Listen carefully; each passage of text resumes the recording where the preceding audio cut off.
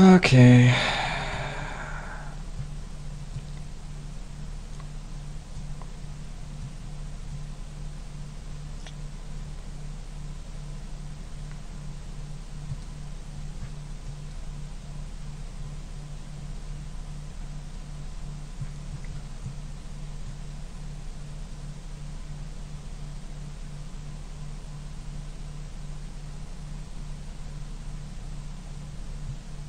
And our lighting isn't really moving much. If this were a daytime time-lapse where these shadows would be moving, then you would have to be a little bit more cautious, I guess, about some of this stuff, but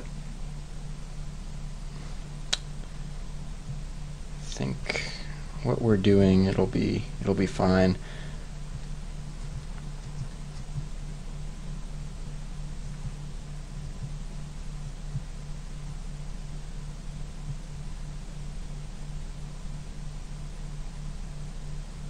Oops.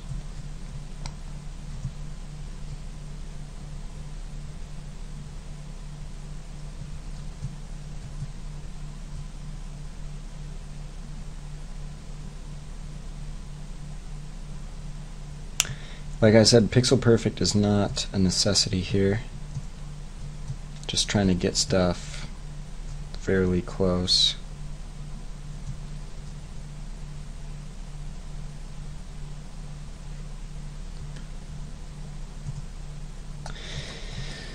Alright, and then up here,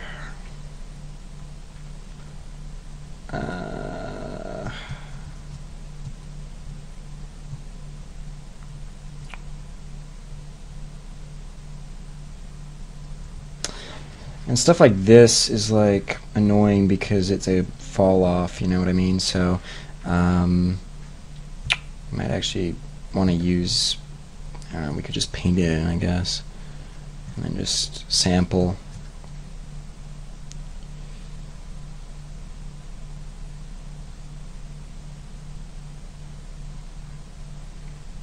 Then go back here.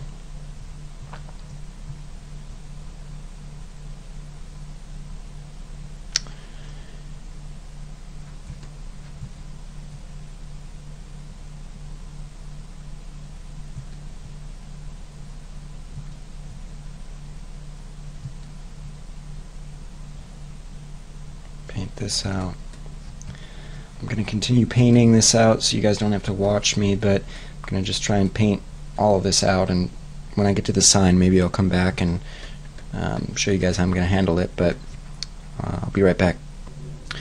Alright guys, so we're back. I've got this thing painted out from where it was before, and you can see that, you know, it's not the best job. Like, look at this sign, it kind of just stops. I extended it a little bit, so now it says which is interesting, but the important thing is we got something, the big thing, out of there, and once it's moving, it's going to be covering most of this anyways, this new version. We just don't want a double of it back there, you know what I mean? So let's go and see how this is going to work. And by the way, take all of the paint strokes you just did, select all of them within your Roto Paint node, like so. Wait a second. I'm going to select all of them like this, and go to lifetime and all frames. All frames. So now when you're scrubbing through this, you know, there's going to be some issues, by the way, with some of these streaks coming through, and we can paint those back in frame by frame, but I'm not going to worry about those yet. We can see how they look in motion. I think for the most part we'll be fine. Let's see how it looks though. So let's go back to our scanline render and see. So there's our comped-in version, right? Let's see how this is looking.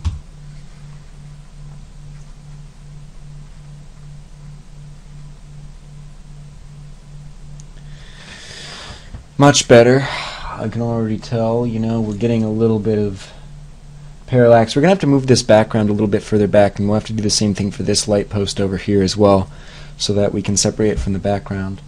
But we're getting some of that movement, which is nice. We're getting some weird double image. It might be some sort of over, or maybe it was, I think what happened was when I added that roto paint. I did notice there was something going on down here on this bottom layer, so let's look into that in a second. But for now, I mean, let's just see how this plays out here. Another important thing to remember when you're doing this kind of stuff is that it always helps to have fresh eyes on it, in my opinion. You know, like for, you know, I've taken a lot of shots where, you know, you have, let's say, you know, it takes time to do a 3D render, right, and do all the layers and all the passes for some notes. And if it's a shot where they just want a pullback, you know, you can animate a dolly on a lot of those shots, and it saves the 3D artists a lot of time rather than having to render 60 frames, which, you know, render times can be like 2 hours a frame. You can take one still from their rendered sequence and just animate on that, and it saves a lot of time, and it's a lot easier to do that camera move in comp than it's going to be. I mean, it's a lot less expensive, I should say, processor intensive wise. You don't need a render farm to do this. This is just my computer, and we're like rendering this in real time almost. So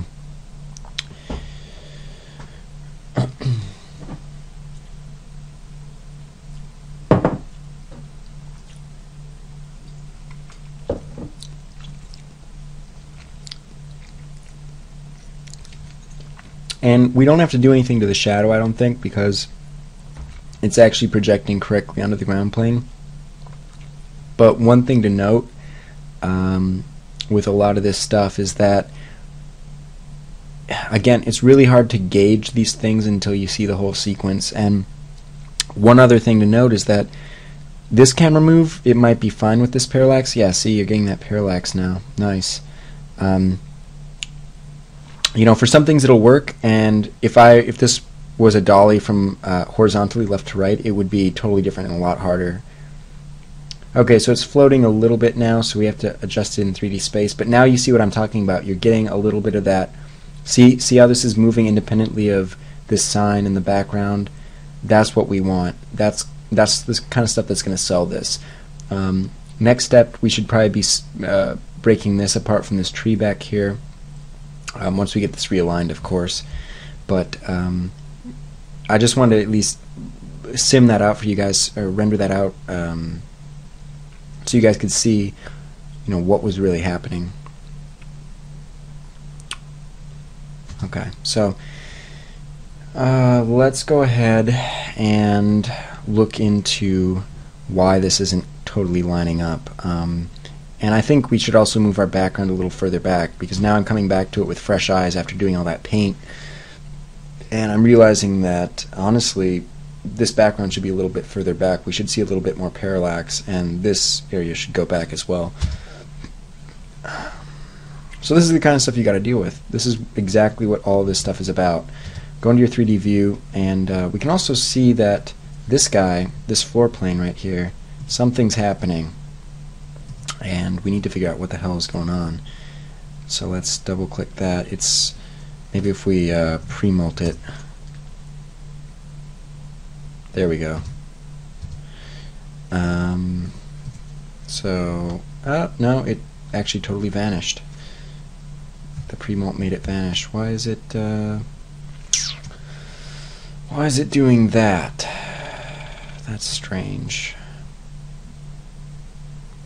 It's the roto paint that's making it transparent. You see that? So if we do a separate, it's fine for the background, which is the purpose of this whole thing, but I mean, it's making everything transparent actually. So some setting in our roto paint. Let's see what's going on.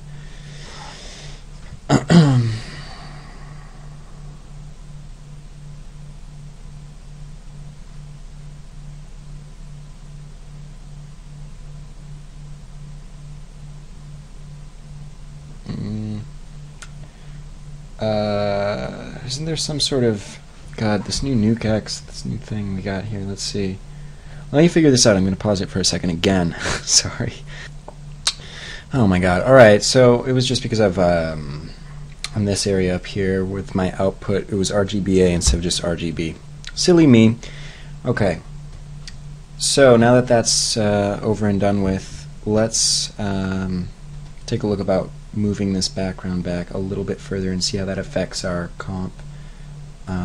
Like I said, I mean, you know, we need to get a real feel for some of this depth, but it's all about subtlety, you know. It really is, and you push this stuff too far back or too far forward, you start to, you know, you definitely start to lose that feel of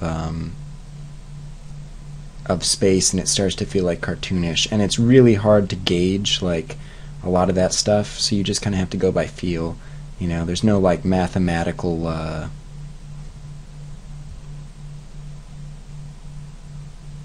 so this guy also has to go back a little bit.